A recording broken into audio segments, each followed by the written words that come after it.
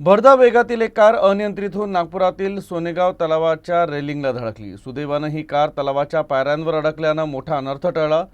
शुक्रवारी सकाळी 9च्या सुमारास हा अपघात घडला। शुक्रवारी सकाळी 9च्या सुमारास नागपुरातील सोनेगाव तलाव रोडवर हा अपघात झाला।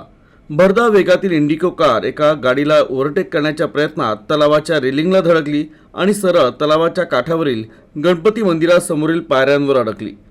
अपघातावेळी कारमध्ये 4 ते 5 जण होते। हे सर्वजण सोमलवाडा परिसरातील रहिवासी असल्याची माहिती समोर आली आहे। तर अपघातानंतर कार मालकानं पोलिसांना घटनेची माहिती दिली।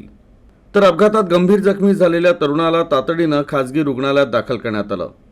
पोलिसांनी घटनास्थळ गाठून गुन्हा दाखल केला असून पुढील तपास सुरू केला आहे। मात्र अपघाताच्या वेळी कार चालक मद्यधुंद अवस्थेत होता का हे वैद्यकीय तपासणीनंतरच समोर येणार आहे। तर अपघातात कार चालक किरकोळ जखमी झाला आहे। सुदैवानं कार पायऱ्यांवर अडकल्यानं मोठा अपघात टळला। या प्रकरणी सोनेगाव पोलीस अधिक तपास करतायत।